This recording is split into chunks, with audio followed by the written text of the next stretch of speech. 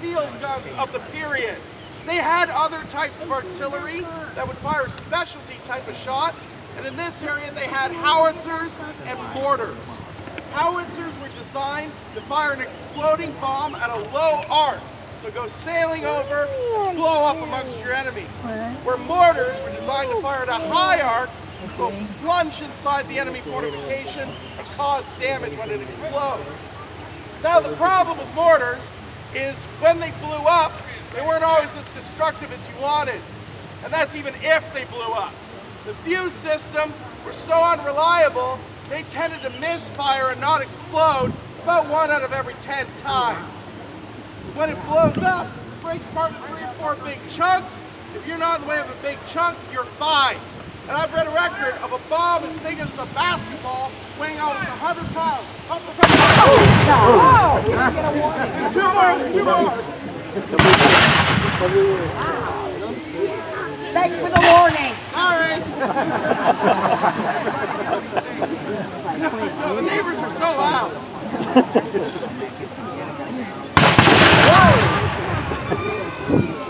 Now, with these bombs breaking into a few big chunks, like I said, there's an account of one as big as a basketball. I don't think I'll get blowing up. They all fell down and they all got back up because nobody was in the way.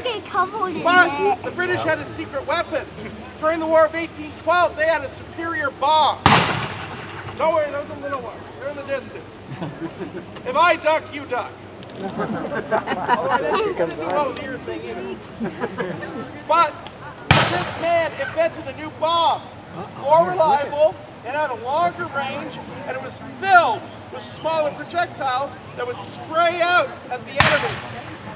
Now he called it spherical K-shot. We don't make money unless you got your name slapped on it. So he started slapping his name on, and he was Henry Shrapnel of the Royal Artillery. Now coming out here, we have soldiers of the United States Rifles.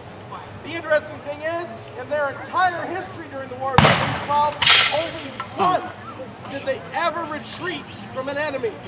No other unit has ever retreated from the War of 1812. They are armed with a special rifle, the Harper's Ferry Model 1803. What makes this special is that it is a rifle. Most weapons of this time period did not have rifles.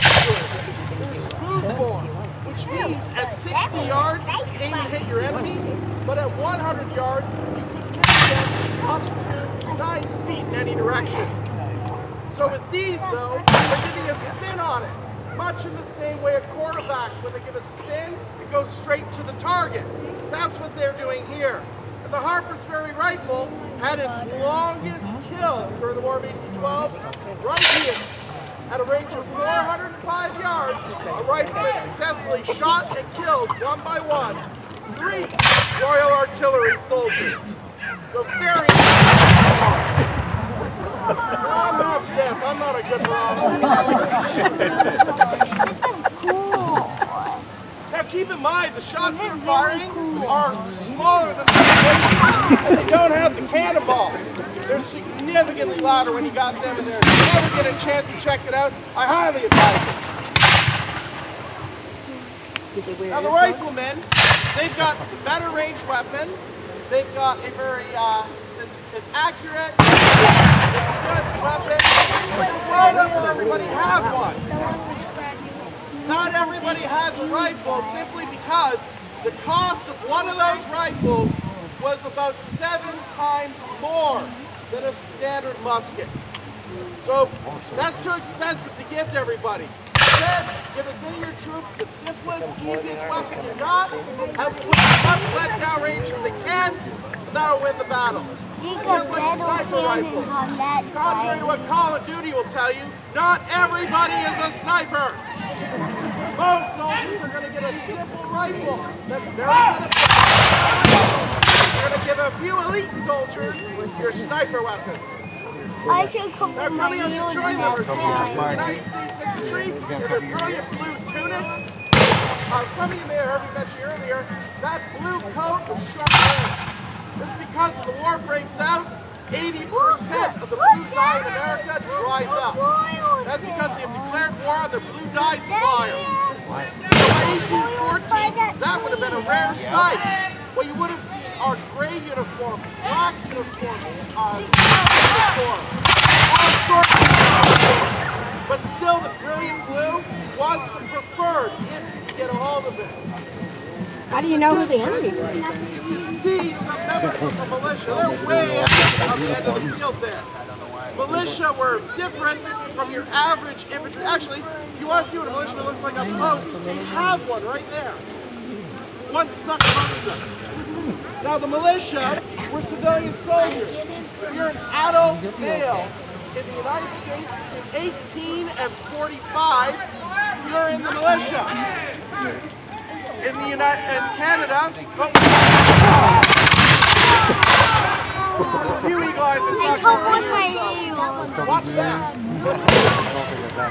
But in Canada, between 50 and 60, you had to come out once a year during peacetime, prove you could operate the firearm, and you had to fit to do the regular duty. So a little bit of marching around, and usually to tempt you to come out.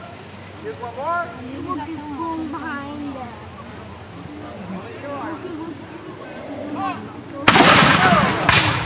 To help tempt the men out, they often had them on a holiday. So on the 4th of July, come on out. Successfully do your drill. We're going to have fireworks, music, and we'll give you as much beer as you can drink. As a result, the militia were not always the best trained. When war breaks out, do not underestimate them.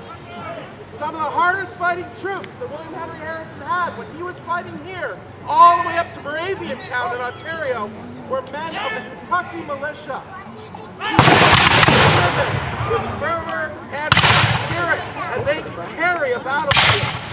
If you want to see another great example, look at New Orleans. The cream of the British Army was ground to a bloody stop by militiamen behind defenses. So don't underestimate the militia. You can poke fun at them, but that's at your own peril. Now what we're recreating today is Dudley massacre. What you had happening was William Henry Harrison cooped up in here. The British had batteries about 1,500 yards in this direction on our side of the river, and then about 1,200 yards in that direction on the other side of the river. Harrison hears that he's getting 1,200 Kentucky soldiers coming up that are going to be reinforcing him. He gets a messenger out. He says, 400 of you fight through to the fort. 800 go on that side of the river and take out that British battery. So they dutifully head over, they charge, and they overwhelm the enemy position quite handily. So this is what we're seeing right now. The artillerists are getting pushed out from their artillery position, and the Americans are preparing to do something called spiking the gun. This is where you disable the artillery piece so that if the enemy recaptures it, it's a very lengthy process, a very difficult process to get it back working. Typically done by taking an iron spike and hammering it into that touch hole I mentioned at the breech of the gun. So I'll let them do some talking for a bit while I rest.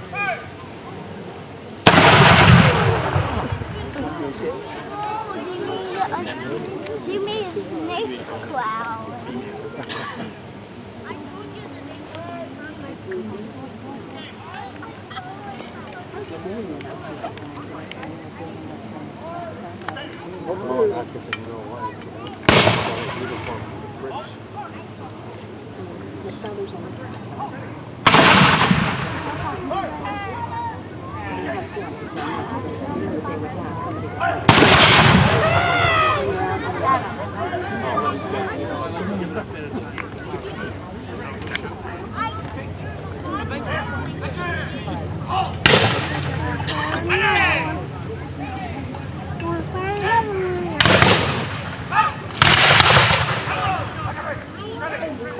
Give me the big giant.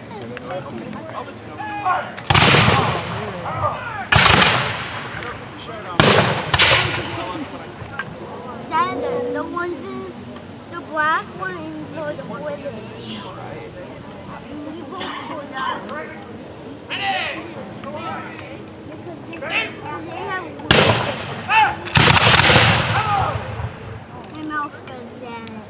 Now, for those of you paying attention closely at how these troops are advancing, they're kind of leapfrogging over one another.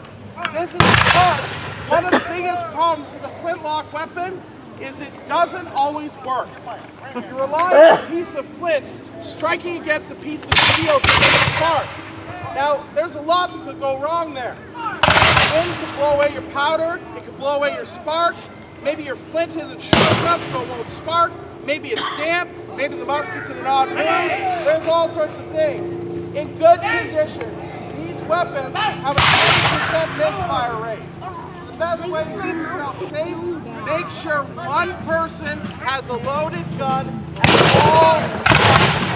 So by using one of these leapfrogs, you're going to have the guy who's got a loaded weapon coming out of the gun to protect.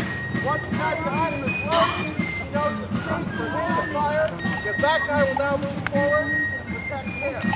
So common tactics of the time period that are still practiced today. Covering fire like in the modern military.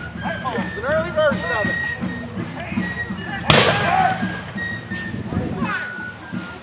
Now just this. I did it one time. I've had a lot of people that will ask about why are they on the battlefield? It's the same reason why some of you may not always know. The way that you hear that sound of the battle, the low rumble of black powder, is you need something that's a higher pitch or a lower pitch. The drum is lower, the fife is higher. Use your position across the officers. They will communicate across the field, give orders to other officers, and allow everybody to know what's going on. Those are always well sometimes have a patriotic tune playing to help get everybody in a good fight here. In fact, when the British were here, they had an entire regimental band of almost 40 men here that were performing with the troops. Now, a lot of people think musicians were boys. Let me tell you how great the job is. You got paid for it, you got a nice uniform, you stood behind everybody else. Sound like a job an adult would want too? Most of your musicians started off young, but most of them are going to be in their 20s and 30s, just like the average soldier. It's a good job to have. You had that skill. Often you were literate, so usually you cut above the average soldier. But you could lose that position quickly. Being a musician did not mean you were not in danger. The 41st Regiment of Foot, they actually lost, I believe, 4 musicians just outside of here at Fort Stevenson. So you see the British artillery are getting out of here with whatever they can carry. Most importantly, try to get as much ammunition away as you can, because that's very easy to destroy. The guns, though, are too heavy, too difficult to get them out of the way. Abandon them for now. You can come back later, and hopefully they'll still be there. Yeah, so that means that Americans I don't know who she is. the British didn't know what to do. Now we actually have an example of Kentucky militiamen up there. See the guys in the dark blue with the red fringe? Those are Kentucky militiamen.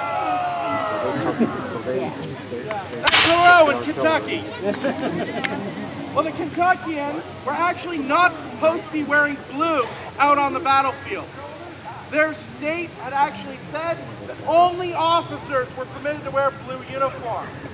But Kentuckians are clever. They realize, well, if we can't wear blue, can we wear black? Anybody here know what color black means to? Blue. March a week in the sun, you got your blue uniform.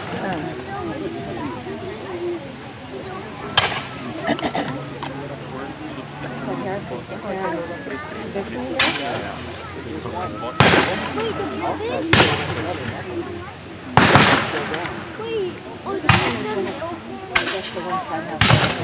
Now after the taking of the gun, this seemed like a pretty big success thus far. Colonel Dudley has taken the guns, he's done what he's supposed to do, and then it starts falling apart. They realize they forgot the equipment to spike the guns. They'd actually been left on the other side of the river. So So they tried to destroy the gun carriages, but they discovered the gun carriages were made out of iron. They couldn't destroy them. So despite the guns temporarily, what they did is they took the implements, the rammer, shoved it in, and broke it off.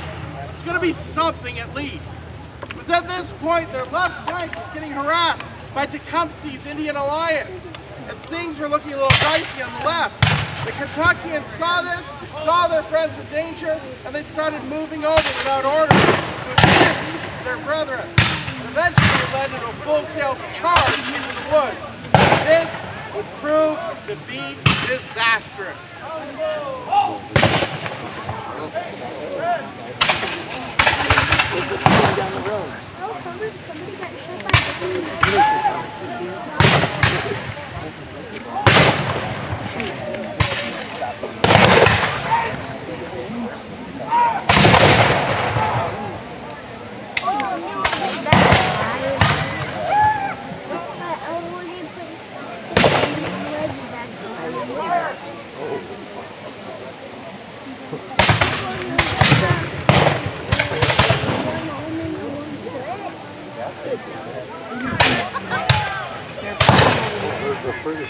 I wouldn't like to be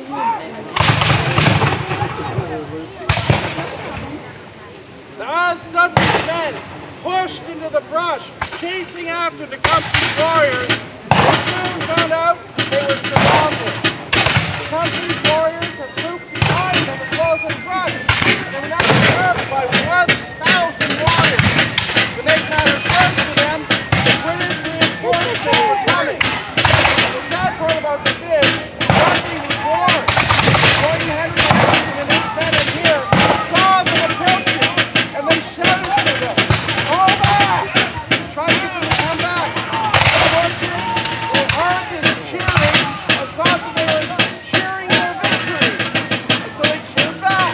They had to get surrounded by the military as the British moved in like that.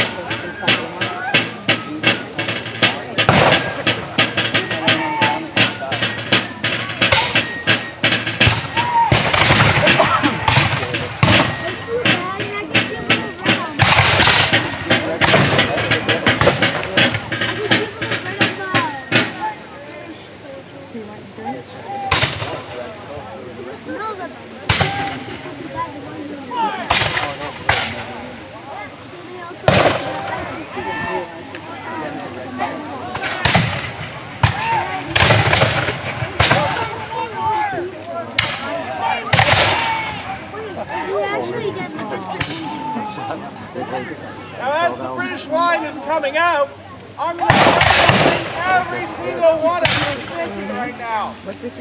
Who on earth walks onto an open battlefield in a bright red coat with a convenient white "shoot me here" X in the middle of their chest? There's a reason for it. As you see them firing cannons, firing muskets, you see a puff of smoke. Black powder produces 5 times its own volume in thick smoke. Imagine at this battle where there are close to 2,500 muskets going off. The smoke gets very thick. Most stories say the first you'd see your enemy about 20 paces. So out of the distance, you see that tree from the road. At the Battle of Lundy's Lane, fought in Niagara in 1814, they're as far away as me to you away and could not see one another. So here's the trick. How do you know who to shoot when they pop out that close? How do you know who to throw the ball to when you play baseball or football? A bright, distinctive uniform screams out to your side, "Go! Go!" There's the blue team. What happens is the shark they wear green. Everybody shoots it down. Camouflage is a great idea. I highly encourage it today. But even up in Korea, Second War, Vietnam, there's record of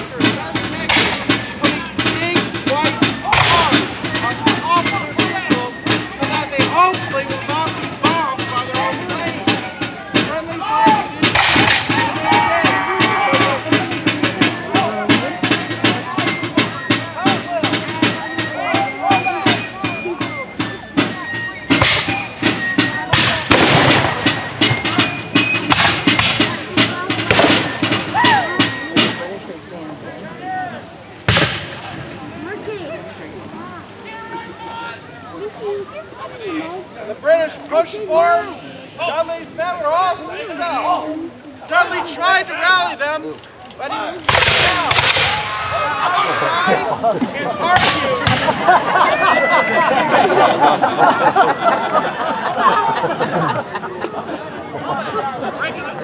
Now the circumstance of Dudley's death is sometimes shrouded. Some he was cut down by his enemy, some he was captured and butchered. But one story I find interesting, take it with a grain of salt though, is that he tried to rally the men and threw his sword out. He got stuck in the brush. And as he tried to pull it out, it ended up slipping, cutting his own neck. It's a good story. Is it true? Probably not. Fuck England! One guy always has to say that. They don't realize these guys don't want to go back. They want to make this England.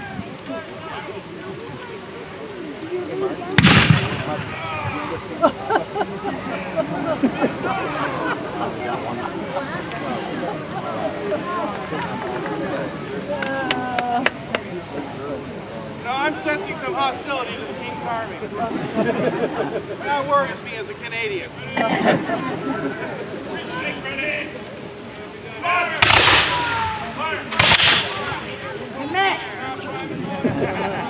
That's pretty common with these guns.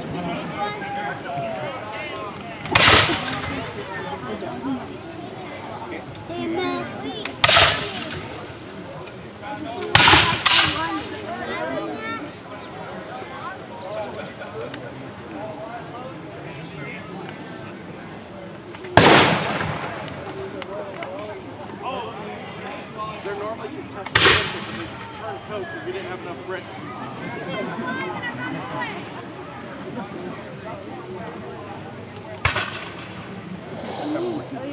Now the cost of this battle was staggering. Dudley had gone into battle with about 800 men. About 3.5 hours later, 150 made it back to Fort Meigs. About 550 were captured, but their trial wasn't over yet. They were taken to Fort Miami, which is just north of here, and along their march they were harassed, attacked, and killed by Tecumseh's warriors.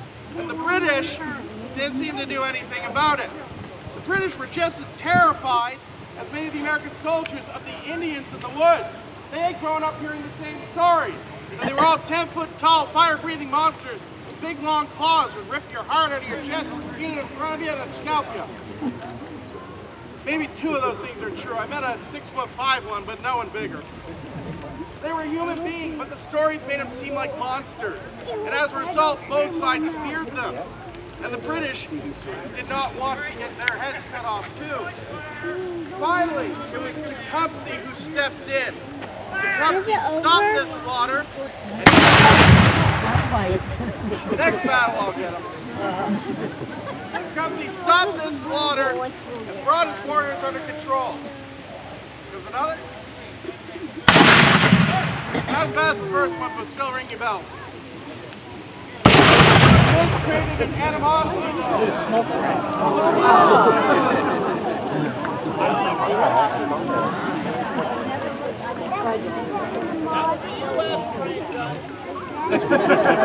Ladies and gentlemen, this does conclude our little reenactment here. Now, before we completely finish up, we typically end these little battles with a lament or a moment of silence. And that is because, as much as this has been a little bit of entertainment for some of us, this is a chance to learn, but this is also a chance to remember what happened here. Men fought and died here, and it didn't matter if it was for the king, for their tribe, or for the president. What they did was honorable to them, and we should remember them for that. So we ask that during our lament moment silence, if you would just doff your cap.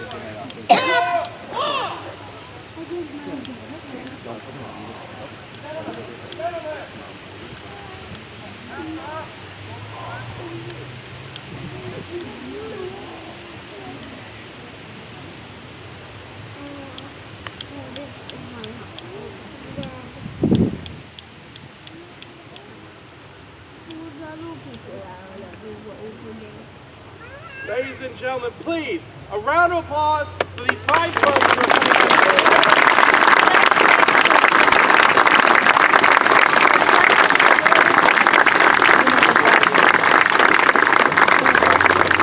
On behalf of Fort Meigs, I'd like to thank you all for coming out. The day is not done, still plenty of activities going on, plenty of things to see. The only thing that we'll ask is if you're trying to get to the parking lot over there, please go that way. There may still be some unexploded rounds up there, and 7 pages of paperwork if you get injured, 1 page if you get killed. With that, have a great day in Fort Meigs. I gotta go down this way.